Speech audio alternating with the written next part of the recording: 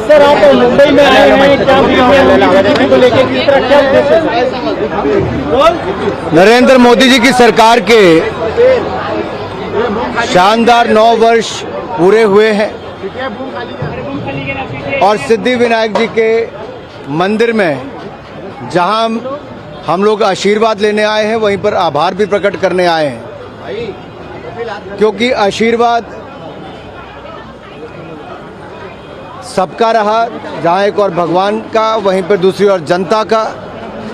तो मोदी जी के नेतृत्व में लगातार देश आगे बढ़ा है और पिछले कल भी जो मॉर्गन स्टैनले की रिपोर्ट आई, उसमें भी भारत के बारे में जो कहा गया, भारत की अर्थव्यवस्था के बारे में जो कहा गया है, 7.2% की दर से वित्तीय वर्ष 2023-24 में बढ़ने की उम्मीद है। दुनिया भारत में उम्मीद रखती है, they have a hope in India and India's leadership. और सबसे बड़ी बात यह है कि मोदी जी के 9 वर्ष सेवा के, सुशासन के और गरीब कल्याण के रहे हैं, जहां एक और गरीबों को 3.5 करोड़ से ज़्यादा पक्के मकान बना कर दिए, 12 करोड़ से ज़्यादा शौचालय बना कर दिए, 9 करोड़ 60 लाख बहनों को रसोई गैस का सिलेंडर मुफ्त में कनेक्शन दिए, वहीं पर नल से जल पहुंचाने का काम 12 करोड़ घरों में किया और 60 करोड़ लोगों को 5 लाख का इलाज मुफ्त में देना। जो सोचा ना था कांग्रेस के ज़माने में, जो कभी सोचता भी नहीं था कांग्रेस के लोग, उनकी नीतियां भी नहीं थी और नीयत में भी खोट था, वो मोदी जी की सरकार में गरीबों की भलाई के लिए हुआ है। और इसके साथ साथ जो सड़कों के, रेलवे के, हवाई पट्टियों के, पोर्टवेज या एयरपोर्ट हो या वाटरवेज हो, ये सब निर्माण कार्य रिकॉर्ड स्तर पर है। इसीलिए भारत की ग्रोथ रेट भी अच्छी है और दुनिया की बड़ी अर्थव्यवस्थाओं में सबसे तेज़ी के साथ भारत बढ़ रहा है। और मॉर्गन स्टैनले की रिपोर्ट में जो कहा है, वो स्पष्ट दिखता है कि इस बार भी, इस साल भी भारत की ग्रोथ रेट दुनिया में सबसे ज़्यादा होगी। सर, राहुल गांधी लगातार देश के बाहर जाकर मोदी सरकार पर निशाना साध रहे हैं, किस तरीके से देख रहे हैं? देखिए, वो मोदी जी पर निशाना नहीं, भारत को ही अपमानित करने का काम करते हैं। दुनिया भारत में उम्मीद देखती है, दुनिया भारत में ग्रोथ देखती है, दुनिया भारत के नेतृत्व में अपना विश्वास व्यक्त करती है।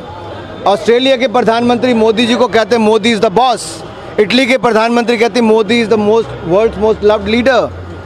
और दुनिया के अन्य नेता मोदी जी के नेतृत्व का सम्मान करते हैं और सबसे लोकप्रिय नेता के रूप में नरेंद्र मोदी जी पिछले 3 सालों में लगातार चुने जाते हैं। अब इस बात को कांग्रेस हजम नहीं कर पा रही। जब हजम नहीं कर पा रही तो कहीं ना कहीं जाकर उल्टा सीधा बोलना है।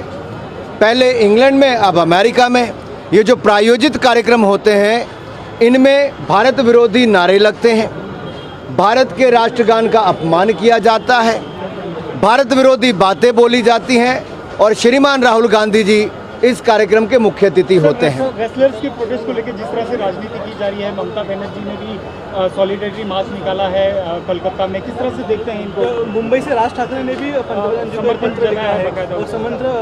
समर्थन दिया है रेसलर्स को, क्या कहेंगे? मैं इतना ही कहूँगा, हम इस मुद्दे को बड़े संवेदनशील तरीके से ले रहे हैं। खिलाड़ियों की मांग एक कमेटी बनाने की थी, हमने वो भी बनाई, जांच करवाने की थी वो भी करवाई, पुलिस से एफआईआर करवाना चाहते थे, दिल्ली पुलिस ने एफआईआर भी की, सुप्रीम कोर्ट गए तो वहाँ पर भी सुप्रीम कोर्ट ने मजिस्ट्रेट के कोर्ट में जाने के लिए कहा। वो जो रेसलिंग फेडरेशन ऑफ इंडिया है, उसके पदाधिकारियों को काम नहीं करने देना चाहते थे, हमने वो भी किया कि रेसलिंग फेडरेशन काम नहीं करती है। उन्होंने कहा सब कमेटी बने, हमने कमेटी ऑफ एडमिनिस्ट्रेटर भी आईओ ने बना कर दे दी। अब ट्रायल्स भी आईओ की कमेटी ऑफ एडमिनिस्ट्रेटर कर रही है, दिल्ली पुलिस जांच भी कर रही है। तो जो प्लेयर्स ने कहा वही सब कुछ हुआ है। और मैं कहना चाहता हूँ, देश में किसी भी नागरिक की अगर इस तरह की कोई भी कंप्लेंट आती है तो उस पर पुलिस जांच करती है और पुलिस जांच के बाद ही कार्रवाई होती है। इस केस में भी बड़ी तेज़ी के साथ जांच हो रही है। बहुत सारे लोगों के बयान होने थे, वो हुए भी हैं और पुलिस अपनी रिपोर्ट देगी और जब चार्जशीट फाइल करेगी उसके बाद उचित कार्रवाई भी होगी। आखिरकार उनको जांच पूरी होने का इंतज़ार करना चाहिए।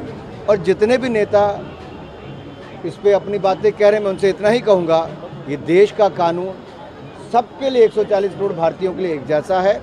हमारे लिए खेल खिलाड़ी दोनों ही महत्वपूर्ण है।